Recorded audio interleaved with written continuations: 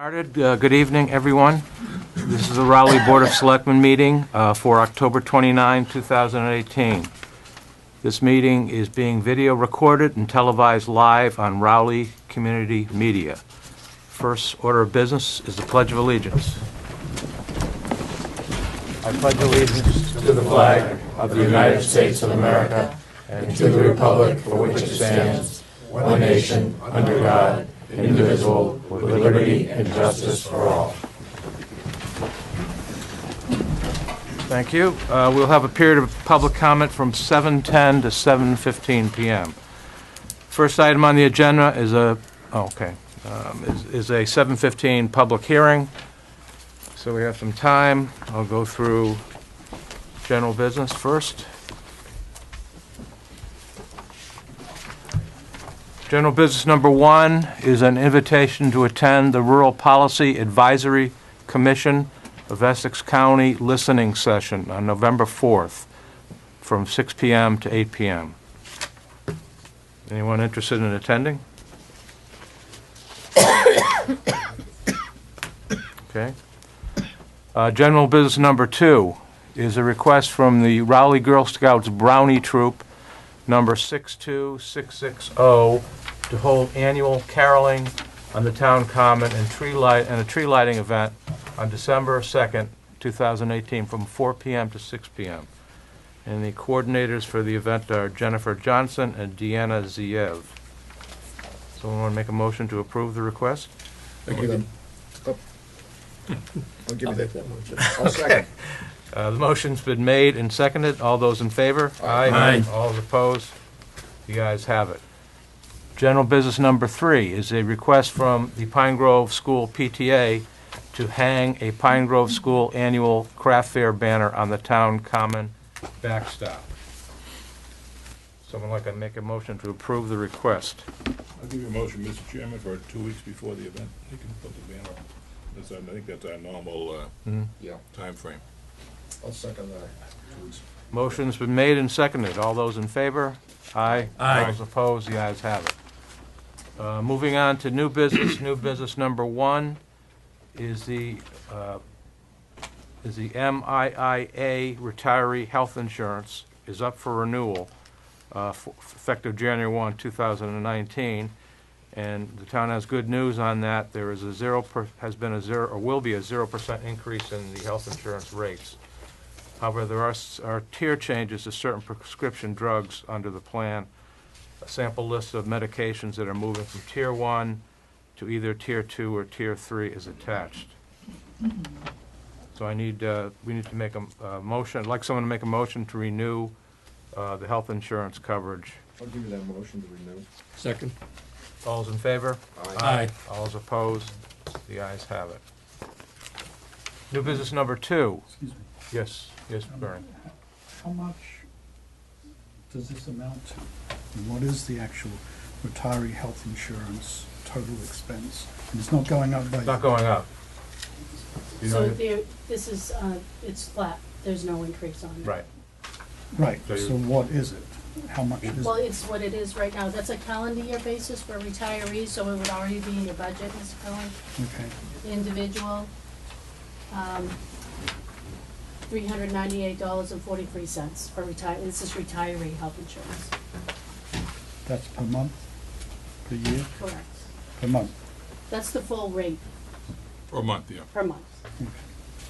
So it's essentially $5,000 a year per retiree. Well, the town picks up 52%, and the employee pays 48% above. That's It's under $2,000 per, yeah. okay. Okay, the public comment period has started.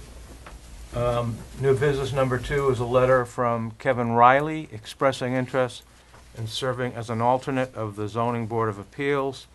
And I'll read his letter. To whom it may concern, please accept this as a letter of interest to fill one of the vacant Appeals Associate memberships on the Zoning Board. I recently purchased a home on Bennett Hill Road and moved to Raleigh. Since I am new to the town, I feel this would be a great way to become a member of the community. Professionally, I manage a group of project managers that lease space to wireless carriers on cellular towers owned by our company. This opportunity will also allow me to learn more about the zoning process and would benefit me in my current role. My resume is attached. Please feel free to reach out with any questions that may come up. Thank you, Kevin Riley. We have a copy of his resume and also an email from Chairman Don Thurston of the Zoning Board of Appeals requesting that the Board of Selectmen appoint Mr. Riley to the position of Zoning Board of Appeals alternate member. I'll give you the motion, Mr. I'll Chairman. second. Motion's been made and seconded. All those in favor? Aye. Aye. All those opposed? The ayes have it. You could send along with that to him, there's the citizen collaborative,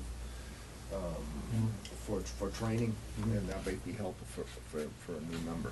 Absolutely, Yeah, and I think there's gonna be some courses at the end of the month over Mr. at the Chairman, we Merrimack have Valley. circulated that to the ZBA. We'll make sure we get a supplementary copy to that directly to Mr. Riley. I believe there's a course at the end of There's a few of November.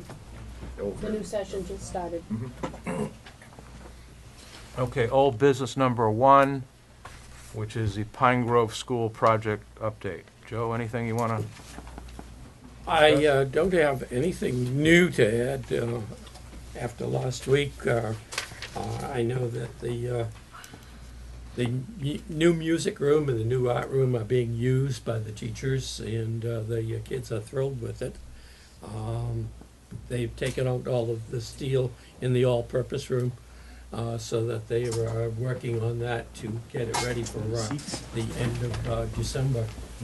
And they are working in the kitchen area, so things are moving along very well. Okay, thank you. Old business number 2 is the fire station and police station addition project update. Heating and air conditioning systems have been installed in the police station. Telecommunication systems are being installed in the police station. Drywall is being installed in the fire station. Asphalt binder was put in last week. Anything else to add, Dave? Or? No, just the biggest thing was the asphalt binder, so people can really take a look at what it's gonna look like up there in terms of the two buildings. The police are in the process this week of moving in little by little. As I said before, November 1st, E911 from the state will be in to change over the 911 dispatch system to the temporary quarters in the new building, at which time the department will vacate and the old building will be renovated. And then when that's all renovated, the communications will move back into the old building. In the meantime, prisoners, et cetera, are being held elsewhere till the building's in complete use. So everything's going along really well at this point. What on happens to schedule. the PSAT? There's What? the PSAT, you know, when you call into the center? That's gonna be in the new training room. It's over in the training room. In the new, Okay. in the new building, yeah. Okay. Okay, great. Old business number 3 is to review the Triton landlord-tenant agreement document for the Pine Grove School. I believe we discussed this at our last meeting, or perhaps it was a meeting before that. But since then, it's been referred to Town Council Tom Mullen, and he has suggested a number of changes. I've looked at his changes. I think are all very appropriate. Any further discussion of the agreement? No, I looked through it, Mr. Chairman, and I agree with you. It looks, I think it's a it looks fine, well-drafted well document. drafted. Yes, I Yep. think it took in all the points that we made as far as Yep. suggestions. Okay, someone want to make a motion to approve the agreement as revised by Tom Mullen? Hold on one second, you want I to? just want to make sure, does the board have any comments on anything that Attorney Mullen presented? He did want to make sure. I the read board had a through chance. it in detail, and Yeah. I didn't have Okay. anything. Yeah, I agree with all those changes. Yeah. Okay. I'll give you a motion, Mr. Chairman, to approve it as amended by our attorney. The motion's been made and Second. seconded. All's in favor? Aye. All's opposed? The ayes have it. Mr. Chairman, should that be forwarded to, the Brian school, forwarded, yeah. Superintendent? Okay. Yeah, I believe so. I would think so. With a copy to Narissa. Right. And to Chairwoman Nurse Wong? Right. Okay. Old business number 4 is to discuss the Town Hall Annex Accessibility Improvements Project. The board previously rejected the one bid for the Annex Accessibility Improvement Project because it came in over budget. The most urgent component of this project is the replacement of the annex handicap ramp and handicap door. Debbie is asking for approval to have CBI, which is the town's architect, correct? Yes. Yeah. Modify the construction documents and specifications for the annex ramp and door and assist with the rebidding process. And CBI has submitted a bid for that scope of work and has indicated that it can perform that work for the price of $6,800. So, Yeah, Mr. Chairman, we need that done so we can rebid the ramp. The ramp's desperately in need of being replaced. We'd like to move ahead with that project as soon as we can. So the sooner we bid it out, the better off we're gonna be. I'll give you that motion. One second. motion's been made and seconded. All those in favor? Aye. All those opposed? The ayes have it. So let's, we still got 3 minutes before the public hearing. So I'll move on to the minutes. We have a set of minutes from October 15, 2018. All of us attended, were in attendance. I'll give you a motion for October 15th, Mr. Chairman. Second. Motion to approve the minutes has been made. All those in favor? Aye. All those opposed? The ayes have it. We have a second set of minutes I'll make the motion to approve. Bob, you were absent. Yeah, abstain. For October 22, 2018. Any seconds? Second. The motion to approve the minutes of October 22 has been made and seconded. All those in favor? Aye. All those opposed? The ayes have it. Abstain. Okay, we've still got a couple minutes. Any public comments before we close the public comment period? Mr. Chairman, could you just ask if the audience is all signed in on this sheet? Would everyone make sure that they sign in the attendance sheet? Thank you. Thank you.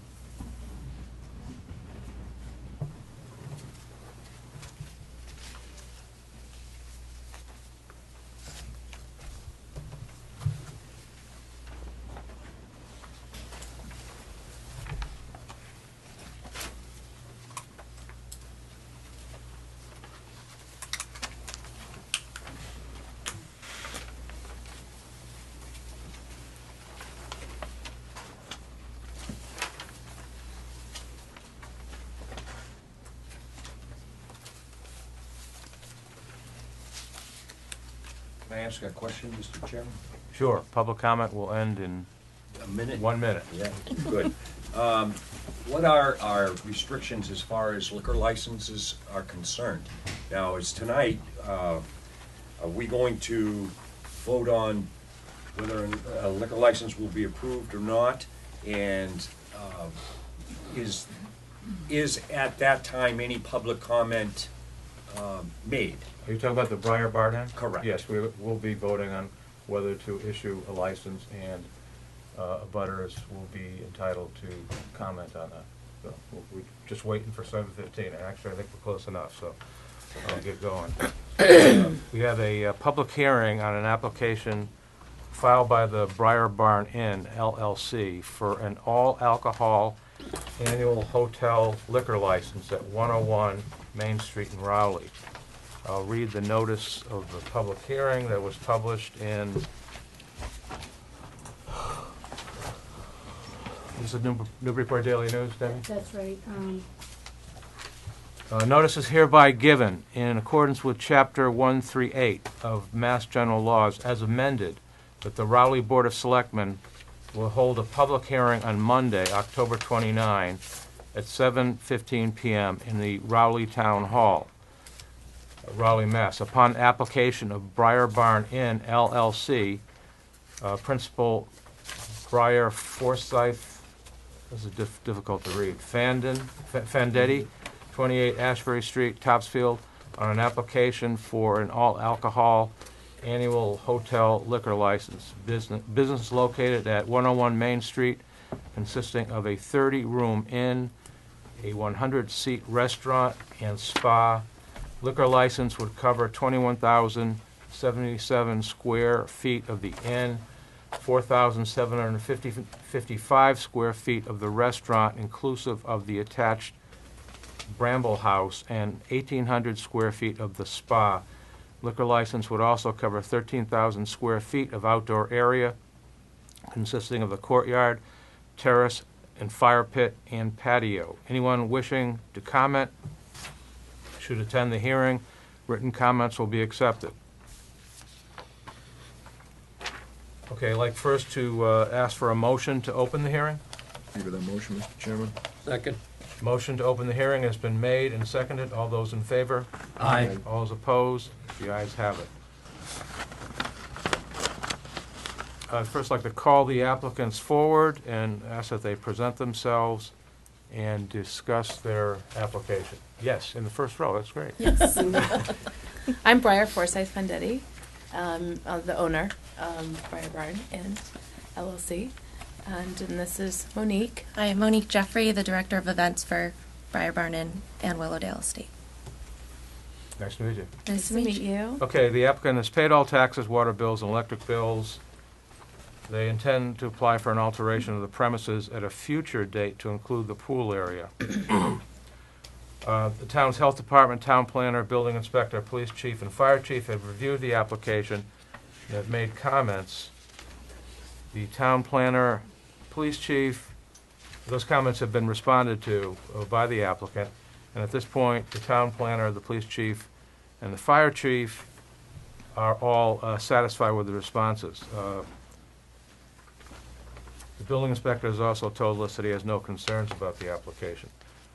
We do, however, have some continuing comments from the health department, the Board of Health, which has identified some discrepancies between the liquor license plan and the permitted septic system, which was approved for a maximum seating capacity of 100.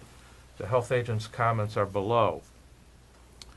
Hi, Debbie. No, the health department needs clarification from the design engineer on how the Bramble House impacts the septic system. At this time, it is unclear if the plans provided for the liquor application are in compliance with the permitted septic system. When the design engineer provides clarification, the health department's concerns will be addressed. The Board of Selectmen may choose to close or continue the hearing. It does not affect the health department's request for clarification, which would be needed for the food license.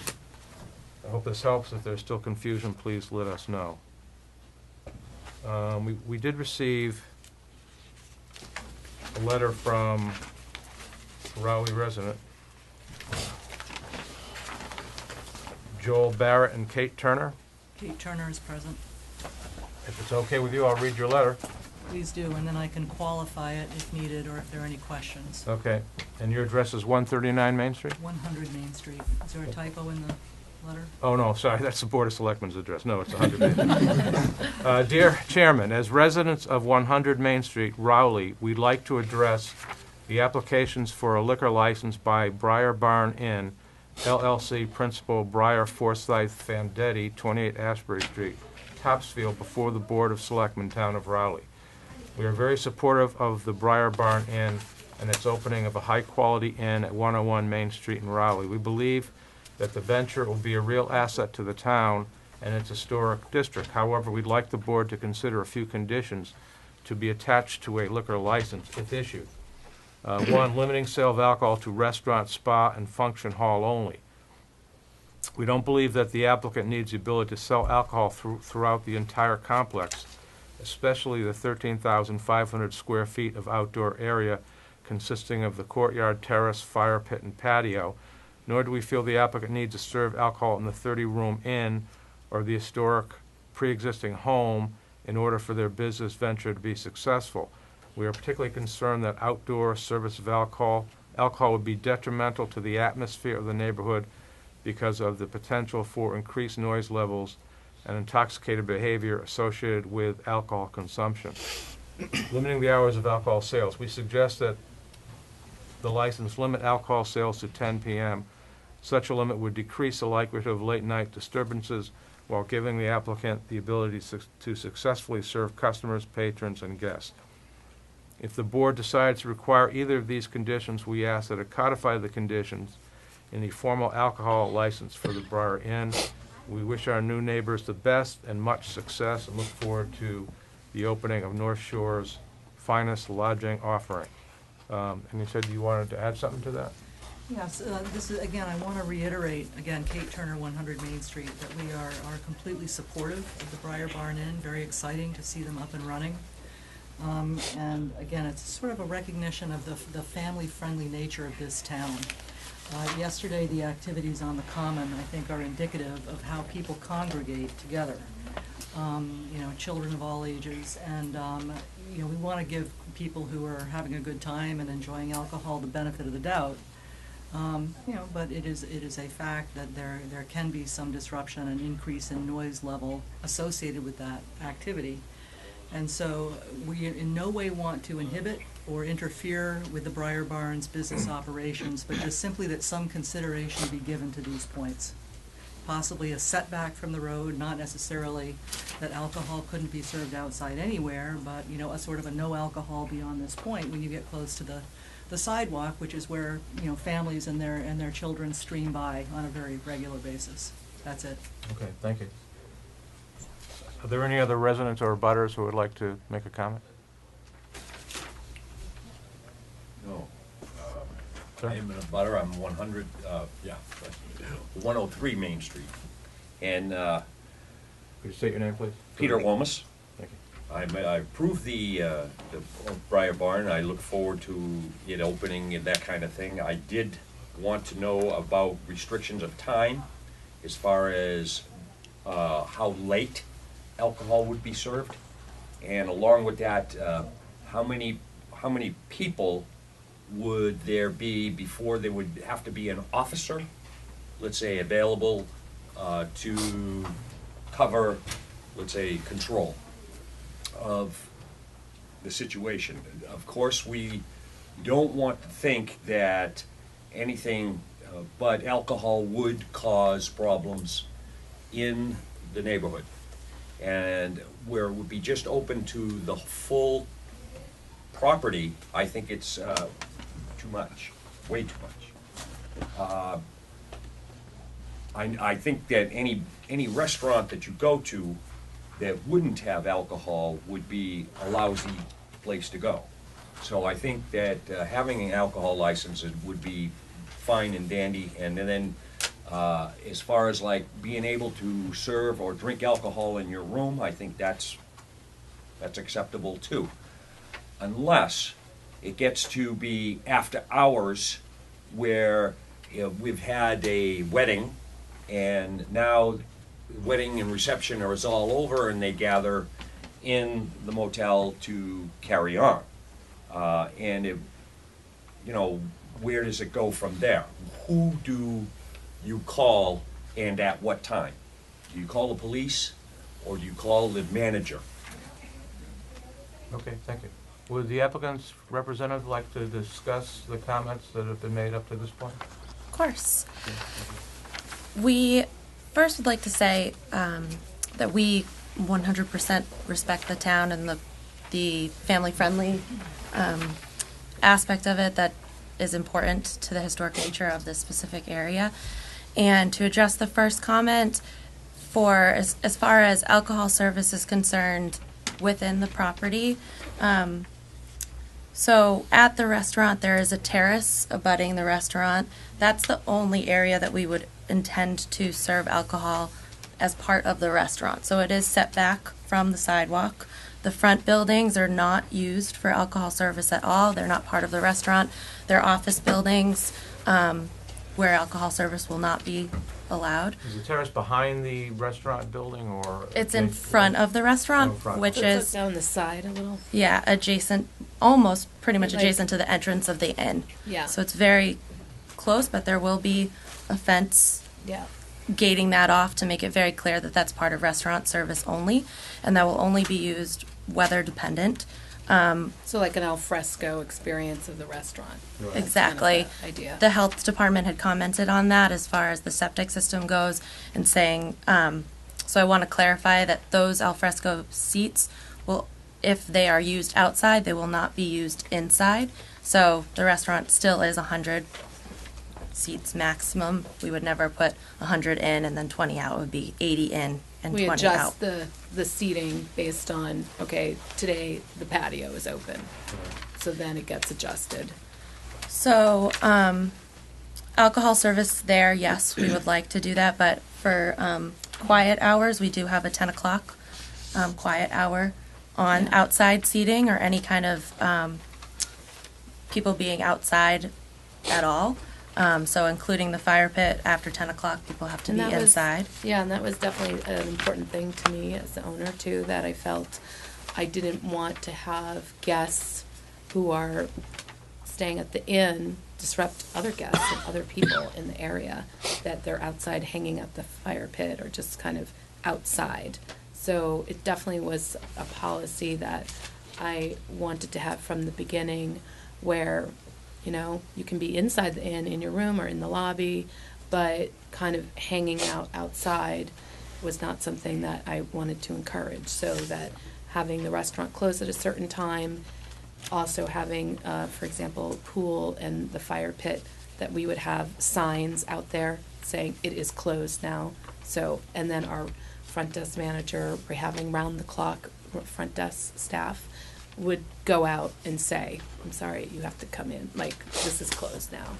So that there's a policy in place just for operationally for us, because it is a horseshoe shape building around a courtyard, and then the fire pit and the barn is like kind of next to that. So it would be very disruptive to have people out there too late. So that's definitely something. So I'm sorry. I'm looking at here, Yeah. it's quite set back from the. It's set back from the front, but it's close to the inn. So my concern as an owner, for hospitality's sake, just for inn guests, so many inn guests are different, right? So the barn is right there. Miss Turner, you're You know. located whereabouts on this? Let's see, Main Here's the Street. here's the terrace, the fire pit. And then that's the front here's the side. office.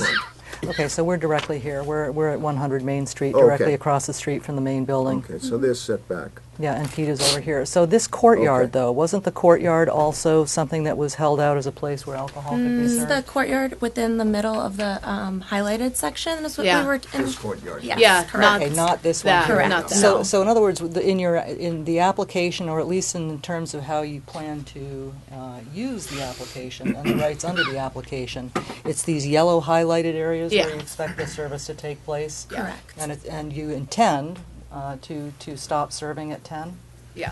Okay. That's Well, fine. So, you see that? Okay. So if it's the yellow areas, that Yeah. does not include the pool, but it does include the spa. Correct. So the pool, we will be refiling for a pool application. Oh, okay. That's not before. At the no. beginning of 2019, the pool area will not be open until next summer. Yeah. So it won't So- even be built. And the spa, we were requesting alcohol to be able to be served in the spa, but it would only be for events purpose only. So if the spa, for example, if a bride wanted to have her bridesmaids, and it's only a 10-person maximum, so it's very small. But if she decided to buy it out, That's indoor, right? correct, It's all Not- indoor. not outdoor. Yeah. So that's just event specific. So the outdoor is The terrace. the terrace, the fire pit. Yep, and the Right. fire pit is not. It's more so for an in guest to take a glass of wine there and just enjoy it, but not actual Not to order anything. Someone can't sit at the fire pit and order a drink. or over. And They over. would maybe have something, maybe that they got from their room and brought it over, or they finished dinner and then they just want to finish their wine and go down to the fire pit. In the courtyard, that would be The courtyard rear itself, no, we're not gonna have any, there's a Service. porch out, there's a little porch that comes off the lobby, so Yes. people would sit there. But I'm actually really encouraging, creating policies that I don't want people hanging out in the courtyard. We designed it actually that way where it has walkways. There's rooms on the ground floor. So I'm not putting benches or any seating area. It's basically these quadrant of gardens and the walkway. And the walkway's purpose is so someone can cut through the courtyard to go to their room on the other side instead of walk through the whole inn. And so I'm being very strategic with, I don't want hanging out in the courtyard. You can hang out on the porch, the fire pit, those are for in guests, and then the restaurant's for anyone coming to the restaurant. Is this a gas fire, fire pit? Is that- It's propane, but we're propane. we're probably not gonna obviously start it up until next spring. So we have something that we put in, but we're still deciding like masonry wise, how do we want it to look? So it's basically being capped off for now until It's we not wood, decide. it's propane. Yeah, Correct. yeah, exactly, exactly. Also, the Board of Health had asked for clarification on the Bramble House. So for that, that is not part of restaurant seating. That is event space only. So it doesn't exceed the capacity of the space or our occupancy, because it would be essentially, we have a 75-person wedding. They have their cocktail hour in the Bramble House. So at that point, they're in that space only. No one is in the main barn area. And then after cocktail hour, they would come back into that main space, and the Bramble House would be vacant at that point. So it's not intended for alcohol use when the restaurant is open to the public. Yeah. It's only for Okay. event specific. Yeah. So, outdoor service, it would close to shut down at 10 PM. What about indoor service? For indoor service, we were requesting to have an 11:30 alcohol license end. As that's based off of a lot of research that we've done from other restaurants in the area that would stay open. Of course, like depending on the need. The need. So we're not intending to always keep it open till 11:30 if there's not a need, if there's no people. But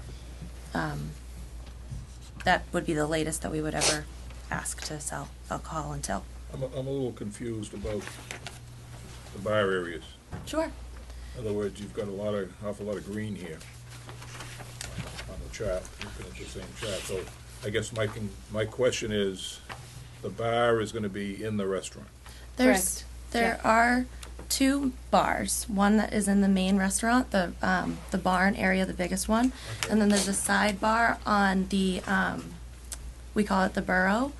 Those are the two main restaurant bars that would be open at the Where is same the Burrow? time. Burrow is Right here. right Oh, here. it's still It's part of the barn. restaurant, the Yeah. barn, the Yeah. barn restaurant. Yeah. Okay. Yeah. That space, the Burrow is open. Is the intention of it is to be able to be open to patrons and residents of the community, even if we are having an event, so they can still enjoy dinner there. So that's why there's two separate bars. 'Cause All right, so it's I'm not sure why you're requesting alcohol service in the inn. 20,000 square feet or whatever the amount is, because in other words, you're not gonna be delivering drinks over to, We would intend to do room service, yes. Beer and wine and mixed like little nips in a mini bar. and that would come from the restaurant bar? Or We were the- hoping to have a mini bar in the rooms. Oh, okay, you mean in the refrigerator, In like the you go in and you can buy a Correct. nip in the. Yep. Yeah. Or they can or they could purchase alcohol through us through room service to be brought to them, like a glass of wine or a beer. Because generally people who are staying at inns do like to have wine or some alcohol in their room, and if you have a liquor license, they can't bring their own.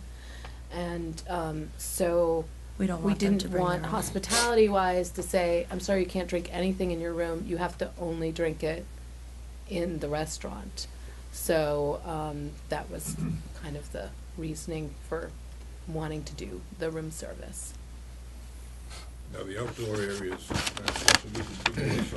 according to the state regulations anyway, you're required to have a visibility by the bartender or the wait staff or the maitre d' or whoever gets service outside. Yes. Now, how would you be handling the room service alcohol? In other words, I'm a little concerned about, in other words, you know, when you're in the restaurant and that area is pretty well supervised. Mm-hmm.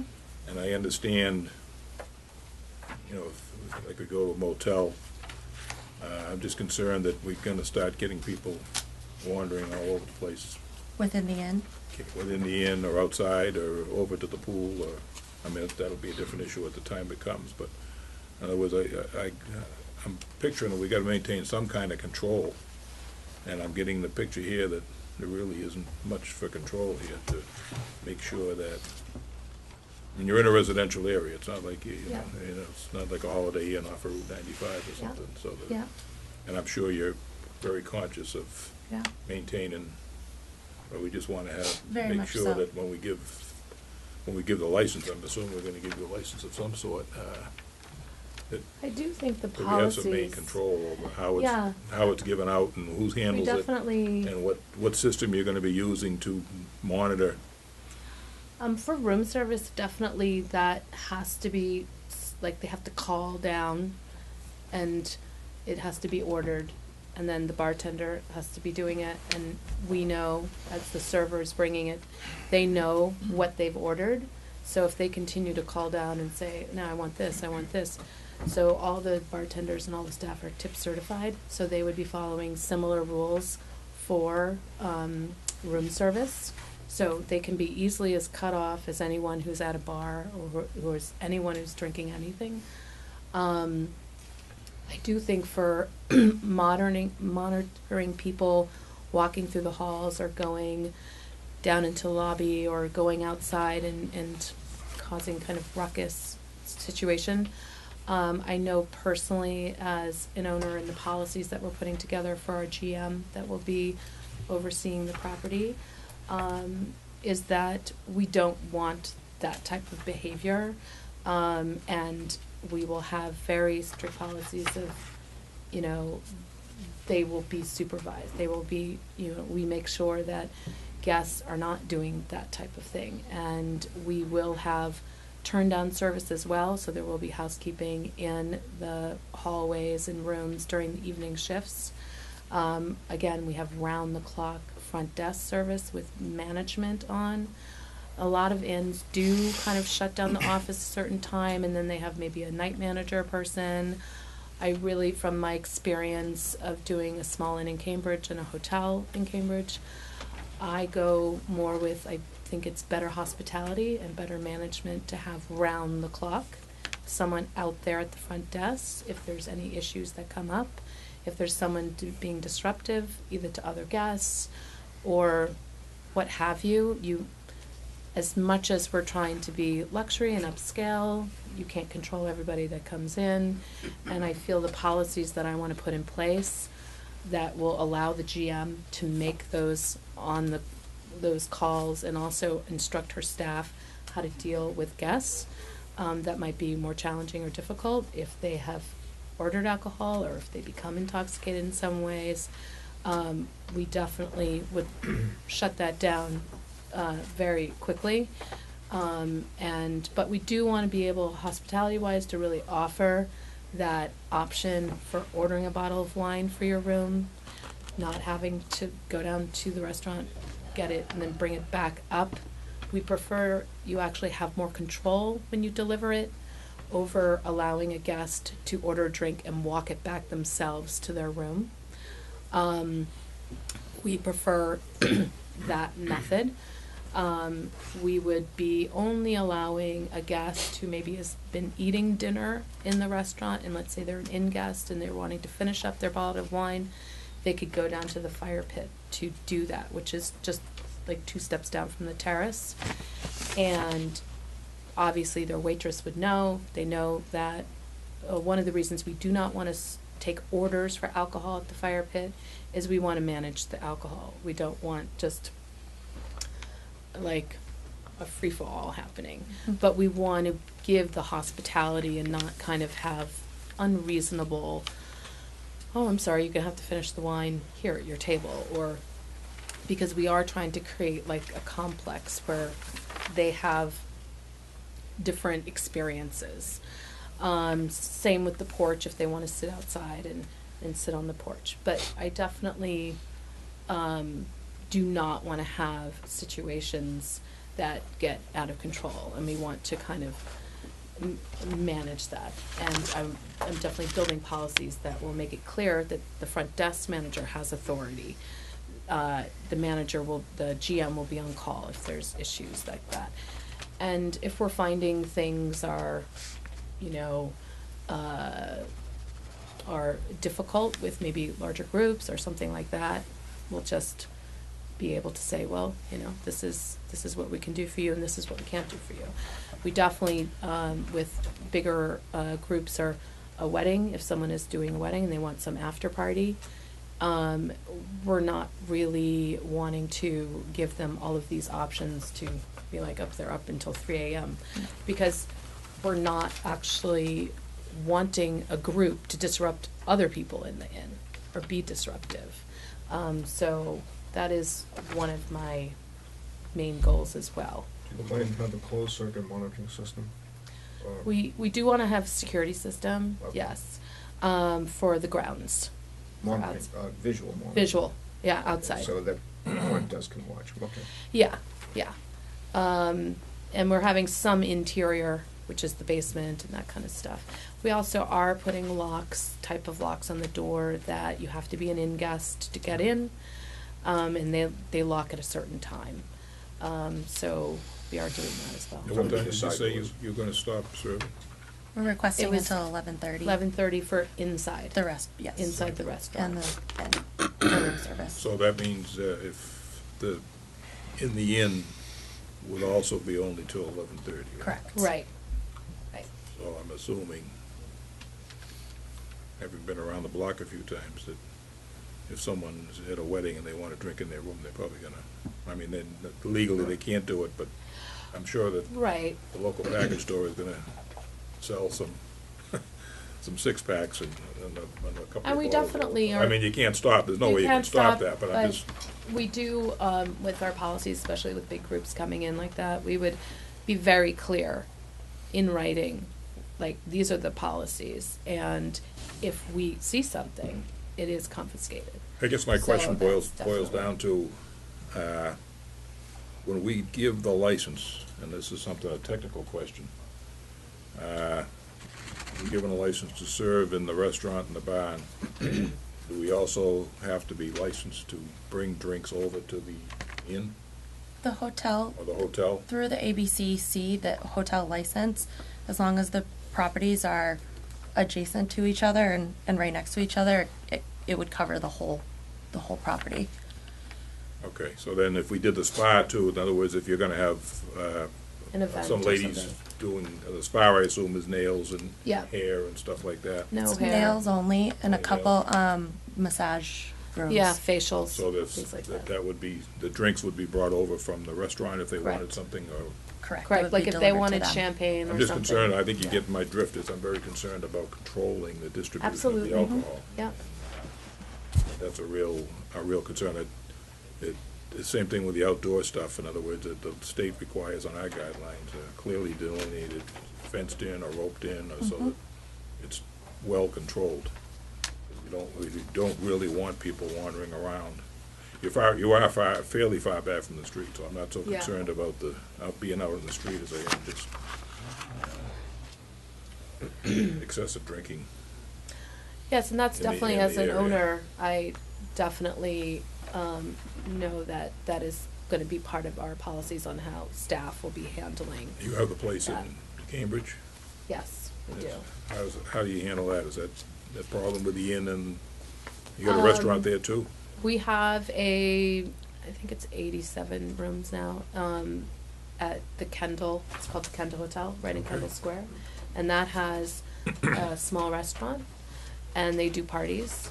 And they don't do full room service, because they just don't have the staff or a kitchen to do that, but they allow guests to come down, order, bring alcohol or wine to their room. And then our bed and breakfast does not have liquor license, so people are allowed to bring alcohol to the facility. So for the restaurant and the main hotel that we have, they haven't had, I haven't worked there myself in years, but I am always in touch with the GM. And she generally, it's like people are pretty respectful. I mean, the restaurant closes at a certain time. They actually close some nights at 9. And the front desk doesn't give out alcohol. Like, so if it's closed, it's closed. And only a few times did she kind of get people trying to bring in alcohol, and they did it in a much more like not understanding, not knowing you couldn't do that. And we just explained if you have a license, customers can't bring it in. But I kind of see once the restaurant, you know, people can be hanging out, and let's say it closes at 9, and they kind of trying to get the people out. Maybe they're hanging out till 9:30 or something like that. But once they've kind of wound down, they might finish their glass in their room, and it kind of is shutting down the lobby. So once that restaurant is closed for our hotel, it kind of makes people, oh yeah, I guess I should be moving on, or I should go out. And I think for us, once that restaurant is closed, the terrace is closed, no one, you know, we obviously have little lights going around so people can see the pathways, but we've tried to design it in that way. We've tried to design it in a certain way so it gets people, you know, to bed. Like the restaurant's open, now it's closed. So it's over here, and then you're going over here to your room. We're not having a lot of area where it's not supervised, you can't see. We're not having benches here and there all over the place. So it is easy, for example, the front desk manager could walk out front, look at the whole courtyard, they could see maybe someone being disruptive and immediately go deal with it. Again, also cameras that we're going to have, they'll be able to notice, oh, who's that person? And we're definitely training our staff to kind of follow the policies of we're trying to be very good, a business that is giving good hospitality, which means not letting other people disrupt other people. And that does happen in inns and hotels. I mean, it can definitely happen, and you have to have staff that knows how to deal with that. But we're also branding ourselves as an upscale luxury place, and we our alcohol menu reflects that as well, and for the rooms, you know, the alcohol menu is not going to be like everything under the sun you can order. So we feel that we really do understand a lot of the concerns that I've kind of heard tonight, and that I've had similar thoughts with creating policies that will enforce those concerns. So you're saying the bar and the restaurant would be 11:30, Yeah. 7 days a week, maximum? To have that flexibility. Right, I mean, you may be closing You at might 9, close but at 9, the but- official hours would be, and then outside you're saying 10 o'clock, 9 o'clock, 10 o'clock? 10. And then mosquitoes will chase you in a lot sooner. They They could. will, yes. It might even be early. We just, Greenheads will even chase you in before that, so. yeah. Kate, did you have another I question? do, I have just two follow-up questions. Would you be willing to codify the 11:30 limit in your license? No, that'll definitely be, Yeah. those hours will definitely be Yeah. a restriction on the license Okay. for both inside and outside. And then the other question is, it sounds like you're gonna try to promote a quiet period starting at 10 PM in all outdoor areas. Correct. Yeah. Once the restaurant closes at 11:30, which I think this was the intent, Mhm. are there indoor common areas where people can congregate for their continued merrymaking if they don't wanna be quiet after 10? Well, they have the lobby of the inn, But the but lobby that is, is really it's very small, and there's Small only and- two seats. Okay, So so they it's- basically there a have to bar? go, they have to go to their room. There is no bar in the lobby. there's no bar in the lobby. Yeah, No. So they would have to go to their rooms or Correct. leave the premises. Correct. Okay. correct. I just wanted clarification, thank you. And also, the lobby is on the ground floor where there are rooms Mhm. close to the lobby. Mhm. So I know for sure, I'm training my staff that if there's people rowdy, regardless alcohol or not, because people can be rowdy without it, that there's gonna be a quiet time. And so our staff will definitely interject and say, you know, you're being disruptive, because there's a room right there. So, definitely. So how are you gonna supervise or monitor people at the fire pit? The fire It's pit's within- very close to the terrace, so, I And within feel- view of that second bar. yeah. Can it be seen from within, inside the bar? The bar, Yeah. From the borough. the burrow is here, there's a big window right here. Oh. And then there is, for example, the terrace being open, there will be most likely hostesses kind of more out front, because we don't want guests just to seat themselves at the terrace. They have to be seated. So I think when it's al fresco time and people are gonna be, we want people to sit outside, we would move our hostess station more outside, so that it's not like they have to go inside and then go outside, because the way the terrace is all open, someone could definitely just walk and sit down without being seated. They could miss the hostess. They might not go in the building. So I feel us having something like that visually outside would be keeping an eye on the fire pit as well. I've got one unrelated question. Maybe you can answer, maybe you can't. As part of the original plan, you're gonna be, I'm on the cemetery commission, you're gonna be planting 18 trees along the cemetery line. Is there any status of those trees or when? Maybe- I don't know If that. you don't know, could you maybe get back to Sure. the office here and find out for us? Just so Yeah. Just, that comes up at every one of our meetings, so I just Sure. want to be able to, other than that, that's I can find out different for sure. subject, but if you could do that, that'd Yeah. be great. Okay, any other questions? Sorry. How long is this license before it's subject to renewal? Every year, I think, right? Is it a year? Yeah, it'll be a yearly Every license. year. right? So it has to be renewed, so. Yeah. we can Yeah, it's an obviously- annual. Obviously, we can look at any problems that have developed there. How do we resolve this issue with the Board of Health, which has told us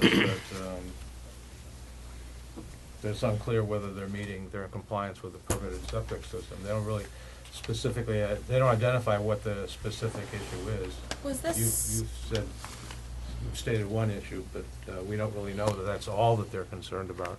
Do you know if that was given, the Board of Health had sent comments to me and had responded, and the most recent one I had was more about Seating occupancy of capacity. the spa. Mhm. After I had clarified the use of the terrace and the restaurant, so I'm not sure if it's not the most up-to-date comment.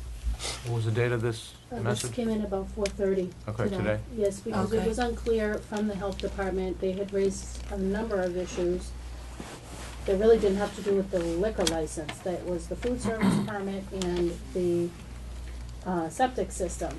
So we went back to them and asked for clarification. Is there an issue with the food service permit? And apparently there isn't. Is there an issue with the septic?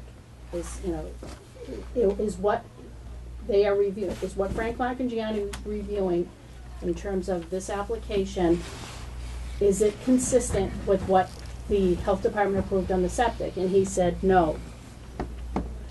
And I think it has to do with the capacity, the 100-person capacity as it relates to whatever's permitted through Title V on the septic.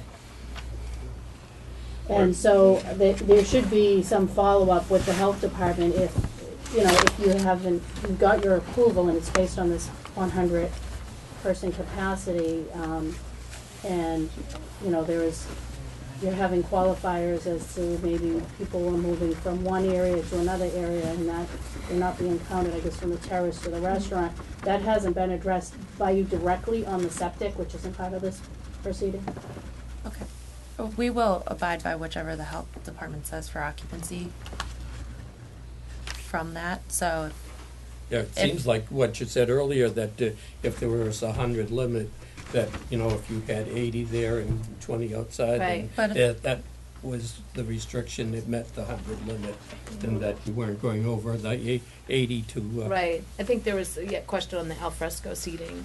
But and if the then- health department said that the occupancy needed to go down for whatever reason from a septic perspective, we would follow that and adjust our numbers from a liquor license perspective to whichever the health department Because would we say. were approved for a 100-seat restaurant and a 30-room inn.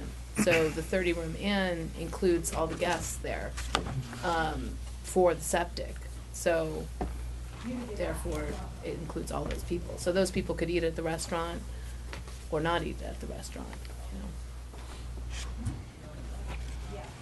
I think, Mr. Chairman, I would suggest that we continue the hearing for a couple of weeks.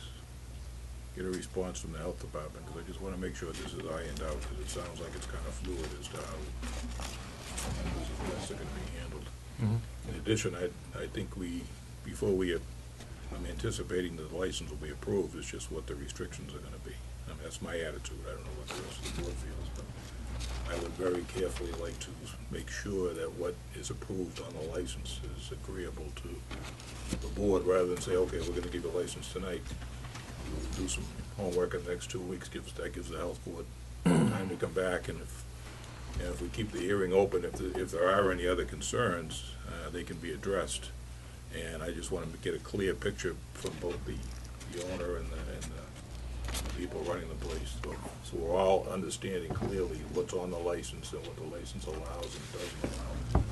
I do have some concerns how we word this outside area and the motel, drinking in the motel, just something we haven't had before. We're used to having a restaurant with maybe an outside area, but no hotels or motels with it. And I just want to make sure that, even if we check with our attorney, just to make sure that we're dotting our I's and crossing our T's, so that they know exactly what their restrictions are, we know what they are, and if there's any violations, it's not a battle over, well, you said we could do this and we can't do that, or whatever. I'm not anticipating not getting a license, just making sure that it's all clearly in black and white as best we can do to confirm what everybody agrees to. So that would be my suggestion. But What's your anticipated opening date?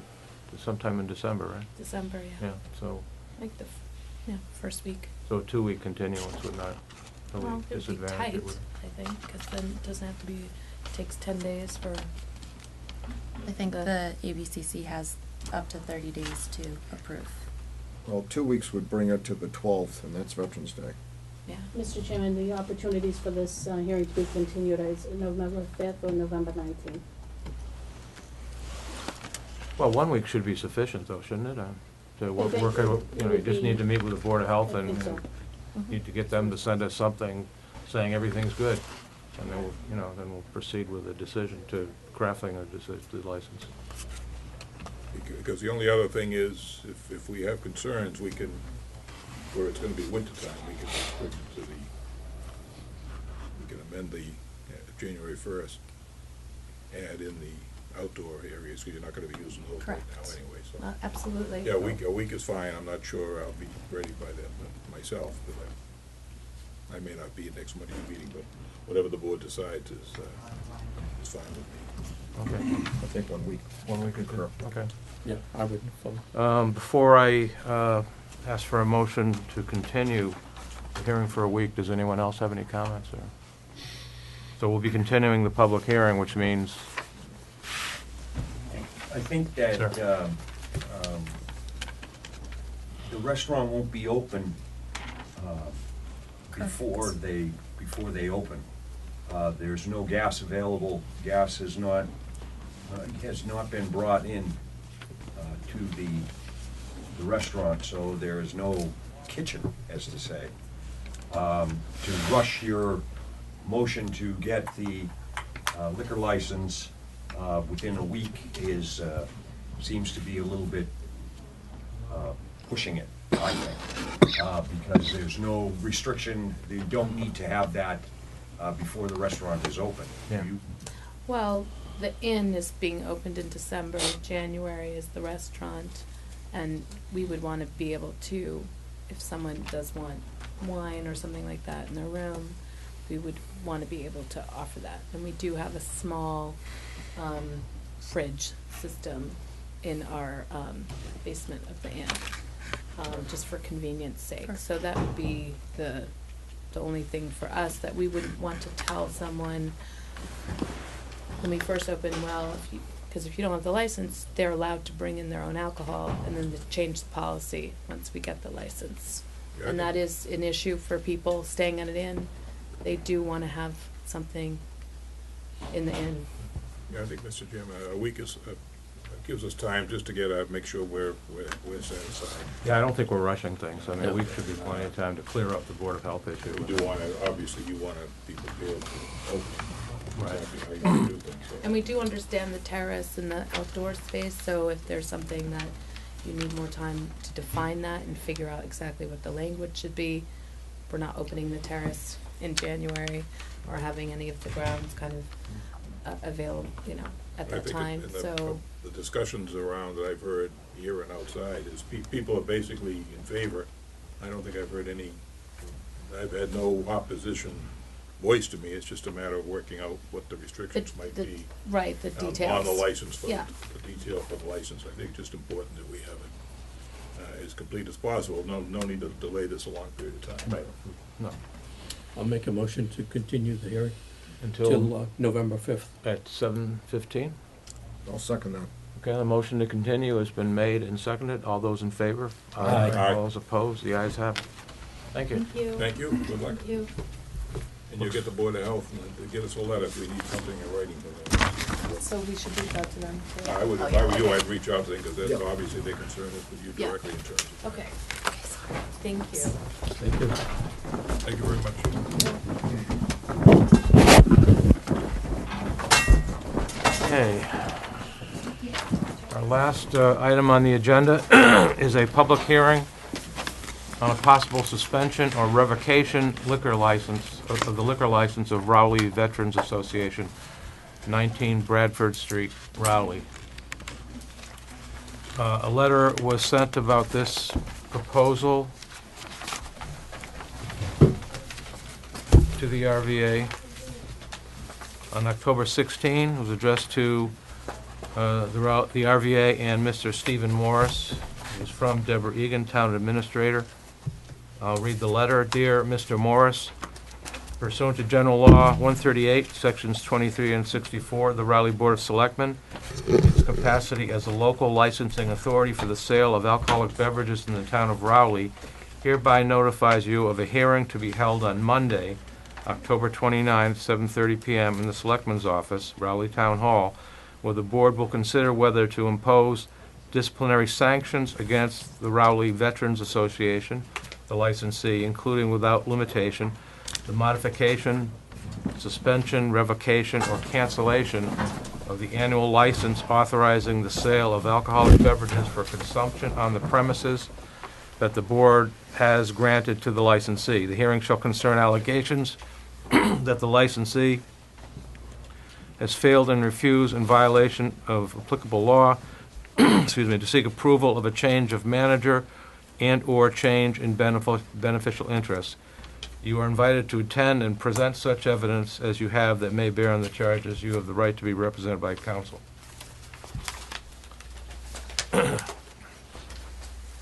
Our town administrator will speak about the basis for this hearing. Mr. Chairman, the Rowley Veterans Association has a club license issued to the town of Rowley and the Alcoholic Beverages Control Commission. The ABCC license manager of record is Michelle Moon. Ms. Moon informed us on July 26, 2018, that she had resigned her position at the RVA. The Board of Selectmen was informed during a meeting on August 13th that there was a new member to the RVA Board of Directors, Dan LaRochelle. Both of these changes require a filing of a multiple amendments application with the Board of Selectmen as soon as possible. The Board of Selectmen has repeatedly requested the RVA to file this application. Copies of the letters were sent to the RVA between July 30th, 2018 to September 27th, 2018, and copies of those are in your packet. The RVA filed a multiple amendments application today, but we haven't had a chance to review that yet. So issues for the Board of Selectmen to consider at this meeting are the following. The change of manager. The Board of Selectmen's office was informed by Michelle Moon once again on July 28, 2018, that she was no longer working at the RVA. The RVA did not inform the town that she was no longer working there. We had to send a letter to the RVA President, Stephen Morris, on August 9, 2018, requesting him to attend the August 13th Selectmen's meeting for an update on the status of the manager's position. The ABCC requirements are clear, and I quote that, "The licensee is required to petition the LLA and the ABCC for a change of manager immediately." An application for a change of manager was filed today, so we do have that. But we do have to review that. And schedule a public hearing on that application, and I'm suggesting a November 19th public hearing date. That application will have to be advertised in the newspaper, abutters have to be notified, so there is a process that has to follow on that. And the legal notice has to be in the newspaper not less than 10 days before the date of that hearing. So these are very serious operational issues involving the liquor license, and the RVA president should have been more proactive in informing the Board of Selectmen of these changes. The second important issue was the change of Board of Directors. The Board of Selectmen found out by chance during the August 13th meeting that there was a change in the Board of Directors. The RVA should have immediately filed an application for a change in the Board of Directors immediately after making that vote on their board. And that also is, we're talking about an ABCC filing, it also has to be filing with the Secretary of State that precedes that filing with the liquor license. The third issue is the occupancy of the second floor of the building. Building Inspector Ken Ward and Fire Chief James Broderick informed the RVA that the second floor of the building cannot be used because a stairway was removed. The demolition of the stairs occurred without obtaining a permit from the building inspector. The RVA then started to build a new set of stairs without filing for the building permit. The RVA continued to hold events in the second floor hall despite the order from the building inspector. So we do have a memo in our possession from the building inspector and a notice for a community potluck that was to be scheduled at this facility on October 13th. The current license provides for alcohol to be served in the lounge, service bar downstairs, and in the assembly hall service upstairs. So the fire chief and the building inspector will discuss that, because the license that's issued by the town provides for service on the second floor, which has been shut down now by the building inspector. And that's a part of the review under the state liquor license law, is that the building inspector and the fire chief on every pouring establishment have to inspect it every year and sign off on that. The outside patio and serving alcohol outside the building. The RVA was serving alcohol outside of the building under the current license. An unpermitted outside seating area was constructed by the RVA and was only recently dismantled. The RVA filed for an application for an outside patio liquor license application last spring, and this was done under the prior manager of record, Ms. Moon. The application had a defective abutters notice, and the RVA withdrew their application. The RVA was told by the Board of Selectmen to meet with the planning board on a site plan application to build an outside seating area. The RVA was told that after receiving the site plan approval from the planning board, then they could come and file for the outside patio liquor license with the Board of Selectmen. The RVA had events outside, including live music. There's some pictures in your packet. So as a side note to that, on the music piece, they would be required to have an entertainment license for live music or any music that's amplified under the provisions of Chapter 140. So the building inspector will speak on that issue. And then just a few miscellaneous issues that need to be brought up. If the RVA needs to have an entertainment, they need to have an entertainment license if they're going to be having musical concerts. So apparently there was a musical event this past Friday evening. They should have applied for an entertainment license for that. And secondly, it is a club license, which means that the organization may serve alcohol beverages only to members of the club. However, a guest of the member may be served an alcoholic beverage after he or she has been introduced by the member as a guest, and then if the member leaves, then the guest has to leave. That's how it operates under a club license, different from a tavern license, under a pouring establishment. So, Mr. Chairman, the building inspector's here, and the fire chief, and the police chief. Thank you. Ken, would you like to speak first? All right, I'll take over, thank you, Mr. Chairman. I'll take over. Just to state your name. And Ken Ward, probably building inspector. I'll start last fall, we did our liquor license inspection, and every 5 years, any establishment, assembly use, school, has to have, that has a second means of egress, outside stairways, whether it's a fire escape or wooden stairways, have to be inspected every 5 years. So the 5-year inspection was last year. I knew there was issues with it, but I told her to have a structural engineer, told Michelle to have a structural engineer check it out. At some point, a structural engineer did do it, and she didn't get it done. It was done by somebody from the club. But anyways, it was done, and he condemned the staircase on the south side. And he also said that the staircase, the other egress staircase that goes through the back storage area, needed to be looked at immediately, too. So I said, listen, I don't want to shut you down. I'll let you keep going, okay? Just get it done as soon as possible. That was a year ago. The beginning of the summer, I went by there one day and saw that the outside staircase on the south side had been ripped off. No permit was applied for. I didn't know anything about it. I watched. I just assumed somebody would be coming in for a permit. Like I said, that was early in the summer. Nobody ever came in. The fire chief and I were talking about the fact that they might be using the upstairs, and we were concerned because of the egress issue. I sent a letter to Stephen Morris on August 20th stating that the upstairs was not to be used. Never got a response. There was no club manager of record to talk to. We wanted to have an appointment with Jim Morris.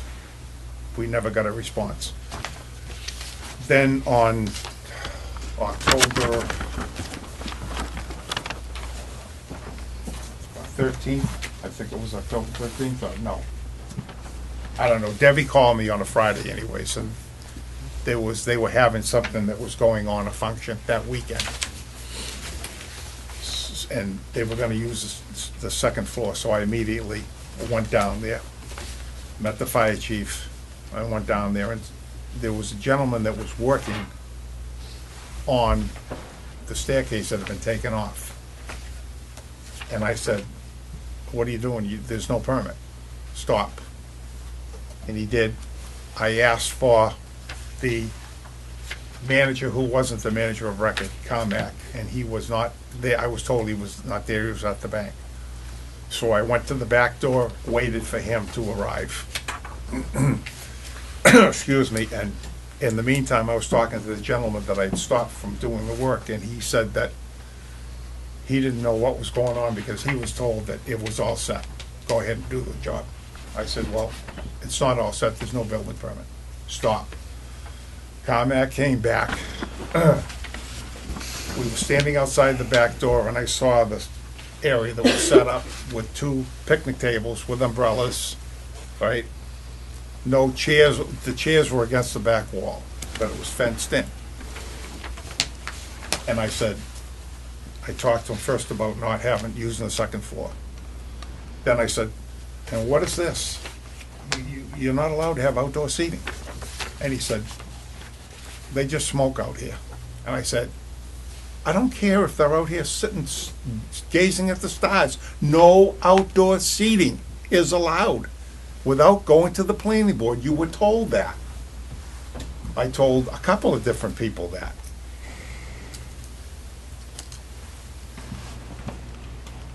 We get to the point, this is the last part of it, we get to the point where the gentleman that I stopped that was doing the permit called me a week ago Wednesday and asked if he'd come down and get the permit. And I said, why would I give you a permit, okay, when you haven't done anything right? Not you personally, but the club has not done anything right. I said, I'm inclined to wait until after the selectmen have the hearing and see if we get the paperwork. And I said, and furthermore, on my way in this morning, I drove by and the outdoor seating that I told you to take out of there, that the club was told to take out of there, is still up. That was last Friday, and it was still up. He said, Ken, I'll go down there and I'll get rid of it. I'm on my way down right now. And he did. He took care of it. So I've been talking to him. He told me some things that we won't get into that, but bottom line is that he needs to do this to recoup some money. I said, I'm not gonna budge on giving the permit until after the selectmen have the hearing. I said, but come down and give me the permit so I have it on my desk for Tuesday morning. And he came in today, and I was, on the text that I have, I was informed that Steve Morris would be in my office this morning. I never saw him. The person came down with the permit application, and he said, I can't file it. And I said, why? He said, because they owe light department.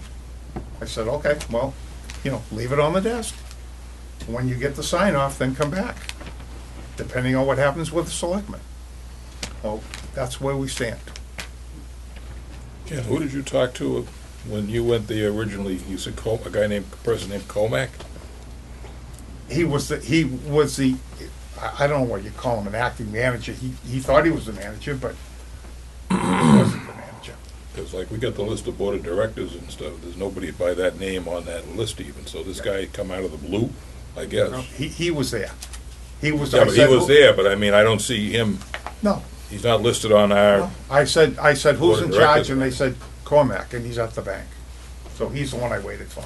So we got no idea who's operating over there or who's doing what at this point. No, and that's one of the reasons, Dave, why I never went down there, because I'm not gonna talk to, I don't know who's in charge.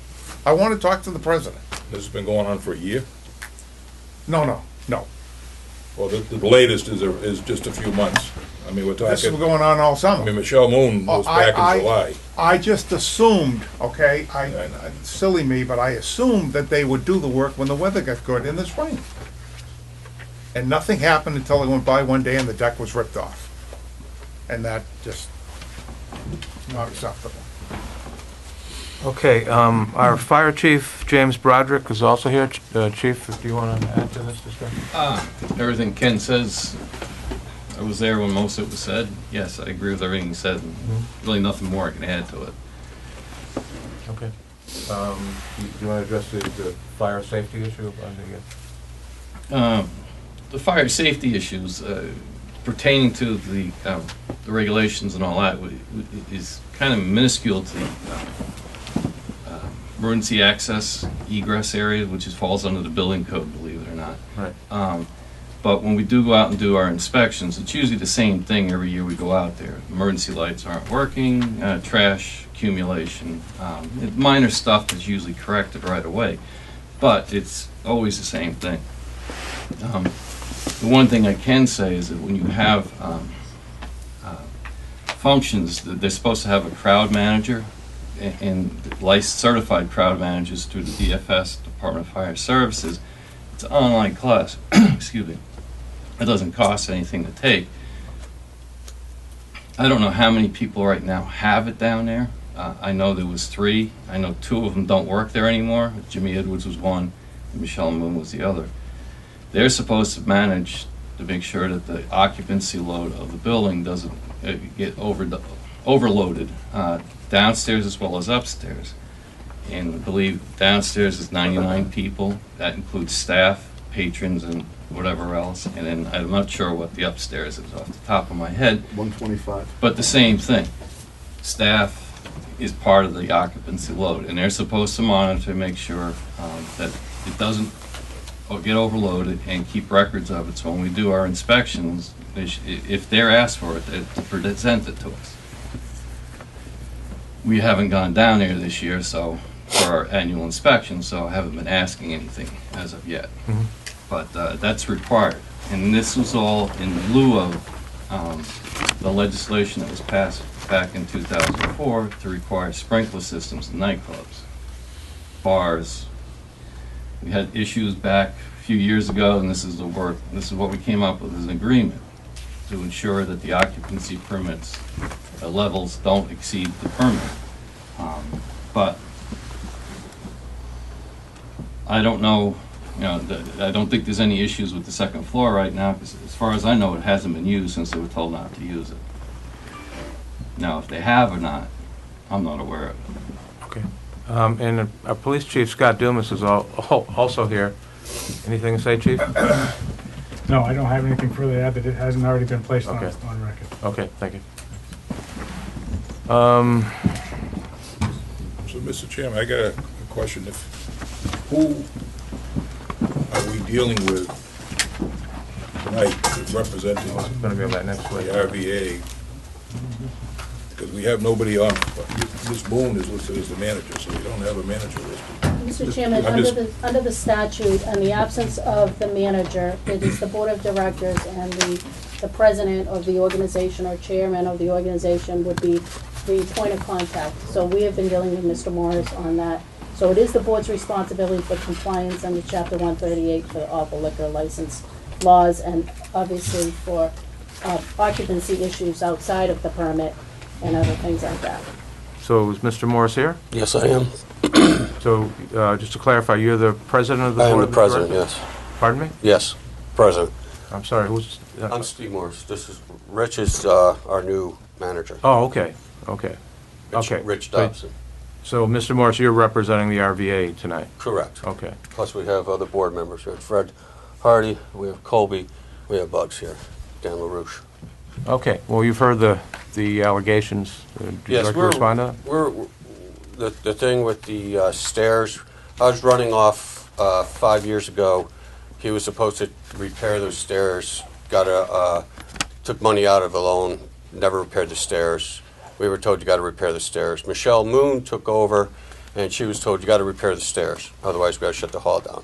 So her fix was putting caution tape up and screwing the door closed. And we had no problems. She was told you can have functions outside. So I continued with that. And then I continued with the thought that I don't know the building codes and all that, so it's all my fault. That I thought everything was approved, take the stairs down, we'll get the framework in. Well, it turned out that we needed stuff that I have no idea. I've never owned a house, never done construction work like this before. So now we're in the process of getting a tear down permit. Now we're in the process of getting a building permit because everyone's got to see the plans. And we found out that our manager, Cormac, could not become a manager because of a liquor license problem because he's not an American citizen. He has a working green card. So what we did is we switched things all over again. Rich is now our manager. Cormac has stepped down to assistant manager. And the thing with outside, Michelle Moon showed me a piece of paper that was approved when Jim was manager, saying that we could have alcohol outside. So we built this little caged-in area real quick. We were told no alcohol outside, you're not approved. So we automatically abolished the no alcohol outside. I kept that up because it kept people smoking in one spot. I was able to clean up the cigarette butts in one spot. That's all the reason why that fence was there. And then when Cormac got yelled at for the last time, I said, it's got to be torn down. So we tore it right down right away. And so I was going by with everything that was before me, and we had no problems with having functions upstairs with the way the function hall was. And now we're told we can't have any functions upstairs. So I understand that. We will not have it. We canceled all functions. We had quite a few, and I didn't know anything about this. We had we actually have a couple acoustic bands come down and play downstairs for the crowd downstairs. I didn't realize we had to have a license for that too. It's all new to me. So now, from now on, we'll have to apply for those, I guess. So again, all on my shoulders. So going on, unfortunately, I was trying to get the new management and the list in by Friday, but Friday came and went, and you guys didn't get the list until today. So you didn't have a chance to look at all the new Board of Selectmen and board members and our manager and our assistant manager. Assistant manager doesn't matter, but it's the new manager now that's really counts. So we need you to look at that, approve it, so we can have the building inspector look at the stairs upstairs, get that approved so we can get that built, so we can start having functions up there. 'Cause without the function hall, the Raleigh View is not going to survive. And if you say there's no liquor upstairs, I've been told that there's going to be no liquor downstairs because it's all one. So if you're going to close the function hall upstairs, I'm asking permission for an amendment for us to have alcohol downstairs until we get the building permit done and the stairs built and inspected. They'll reopen up the function hall upstairs. I guess my concern, Mr. Chairman, is that I'm getting the impression, I mean, Steve, you were invited to come before us, I think, on 2 different occasions, and you were unable to make either one. Correct, sir. I was some other members of the board or whatever. But right. I was doing fundraisings out of state, and I had no idea about anything about showing up at his office in the morning. But the problem we're getting is the people that came to represent the RVA had no idea what was going on. It doesn't sound like, and I'm not making a personal thing here, but I'm getting the impression that the people that are running the RVA, and I'm not sure who that really is at this point, have no experience in running a restaurant or a club or a business even, let alone one that has a liquor license, which has very strict, I mean, we do not control this. Everything we do goes to the state ABCC. They overlook you, they overlook us, and right. They're very strict about it. In the last 5 years that I've been on the board here, about every year or two, there's a major shakeup over there at your establishment, and a whole different crew comes in, and the staff here in the office has to go through a multi-month process of getting the paperwork in. With Michelle Moon, it took 4 or 5 or 6, I don't know how many, applications being resubmitted. We sent stuff to the state would send it back to us. We all look like idiots because nothing's being done right. And that's the same thing that's going on with Cormac too. So who knows how to run a business over there? It's on the board. Mr. Peterson, I do. And what's your background, Mr. Dodson, if you don't mind letting us? I've been a bartender for many years. I actually was a bar manager in Florida of a very large establishment, probably 5 times the size of the RBA. I was a manager there for several years. I do have experience in running a business. That's why the board of directors have elected me to be the bar manager. I am going to sit down with Debbie at some point in time and find out every piece of paperwork that I need to file, whether it's entertainment licenses, anything that I need to do to make sure I'm in compliance with the board and with the state, with the ABCC. I'm trying to move forward with getting the stairs going because we are losing a substantial amount of money with not being able to use that function hall. And like Steve said, if we could make an amendment to only function downstairs of serving alcohol, I am the one now in charge of nothing goes on upstairs at all. No functions will be done until everything is signed off and complete. As long as Ken's happy, the police chief and the fire chief come down and do their inspection. I want to make sure I'm in compliance with everybody. And that's why I have taken over. I have worked very hard to try to get every piece of information that I need. So if I can get information from Debbie as to what I need to comply with and whatever information I need from the Board of Selectmen, what I need to be in compliance with, I am willing to do whatever it takes. So you understand that, you know, the liquor license as it states now is, you know, you have serve beer or serve liquor on the second floor at this point, although it's not allowed because of the safety concerns, and downstairs. Nothing outside. Nothing outside, no. Because the pictures we have show people, the cornhole tournaments and entertainment, and everybody's walking around with a red cup, and we've all been around many times knowing that it's not spring water in the red cup. Well, I do. Level is I do got to say. Just a second. You're disturbing the neighbors, and you know, this board has bent over in the last 5 years. Like I say, most of us have been here for quite a while. We've bent over backwards for the veterans, particularly for the VFW. some of us are veterans too, so we understand, but we cannot let this continue, because if, God forbid, if you got a function on the second floor, and there's some sort of a fire or an explosion or whatever, and there's no means of egress, not only are all the board members going to be in trouble, the town's going to be in trouble, the chief and the building inspector are going to be in trouble, and we're going to be facing major lawsuits. And where all the other places in town that serve alcohol, the restaurants and lounges, they're in strict compliance with all, they come in and there's never a problem. We've had a problem with the VFW/RVA for 5 years now. And the reason why we wanted you to come in is we're ready to take the license away. We cannot let this continue until things get straightened out. It just, we're liable, you're liable, and if someone gets hurt over there, I don't want it on my conscience that we looked the other way while something was going on. So I'm not sure what the solution is here, but it sounds like you can't even get a building permit because the light bill isn't paid. So, I mean, I just don't understand, and who, every time we try to get someone in here, nobody shows up, or people show up that say, well, the other guy's coming, but he can't get here, we don't know. And I think on 2 occasions I specifically told the people that came in here, get a lawyer, or get someone that knows what they're doing. Because it's pretty obvious to me, and I assume the other members of the board, as well as the staff here, that the management of the RVA has no idea what they're doing. When you come in and say, well, you didn't know you had to have this license, you didn't know you had to have that license, you didn't know you had to build a permit to take stairs, that, ignorance of the law is no excuse. We've looked by it, but we can't let it go by anymore. I'm sorry.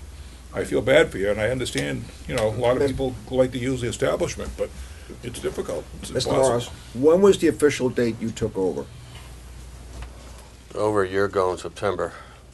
Year ago, September. Yeah. And the new manager is Mr. Dodson. Johnson. When did you take? Dodson, D-O-D-S-O-N. Dodson, I'm sorry. When did you take over officially? I believe we had an emergency meeting 2 weeks ago. 2 weeks ago. 2 weeks ago. What was the date that you took over? Excuse me. What was that, Colby? You remember? Was it a Wednesday or Thursday? It was a Thursday, right? Yes. So it would have been the 18th, October 18th. The 18th. Yes. And Mr. Cormac O'Neill is now the assistant manager? Yes, sir. At that date, did he take over as assistant manager? Yes, sir. Okay. Have you sat down with Mr. O'Neill? Yes, sir. And what have you discussed? The ways that we are going to have to comply with everything, and he needs to be there to help me, because there is so much stuff that we have to do to be in compliance, that we are all gonna have to work together, because I understand for the last 5 years, things have been going on, and that we just can't have that, because we wanna be able to support the veterans. We have the Patriot Riders who are home-based out of the RVA that do a lot of charity rides for veterans. And Now, Mr. O'Neill, okay, was here, sitting right where you are, Mr. Morris. Correct. Okay? He was sitting there sometime in August, okay? And we went forward from that point, and nothing has been filed. We've been waiting since that date. I have filed that paperwork with Debbie that has been turned in, for all that information has been turned into Debbie. Okay. We have, Mr. But you- Chairman, if we may, we have the multiple amendment application has been filed for the change of the board of directors and the change of manager, naming Mr. Dodson. So we have the application, that will have to be addressed. We need to hold a hearing on that application. I suggest we do that on November 19th, and at that point in time, questions can be addressed as to the background and the staffing situation. I just want to Conversation point on out, that hearing. I just want to point out the time lapse here, okay, that we've been waiting. I think we should have all had this paperwork, and everything should have been addressed before now. And again, you're putting the board here, your liquor license, and the RVA in jeopardy. You need to get this That's fire why, put underneath this. that's why I have Rich And- Dobson well, stepping forward. yeah, I'm just talking about the length of time Yep. it has taken. Understood. But the paperwork was only filed today. We only received that paperwork today. And we've been receiving promises and promises made and never kept. We had a hard time getting the last signature off one of the board members. But still, we've been here Right. over 2 months. Right. And Okay. we've been working, and we got the paperwork in. Like I said, the goal was to have it in on Friday.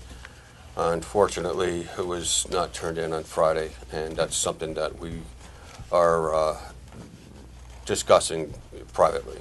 So, Well, the paperwork is important, but the thing that concerns me the most is the fact, which seems to be an undisputed fact, that events were held upstairs and alcohol was served upstairs after the building inspector for the town told you to stop doing that. By you, I mean the RVA. So that's, I think that's for the reasons Dave was talking about.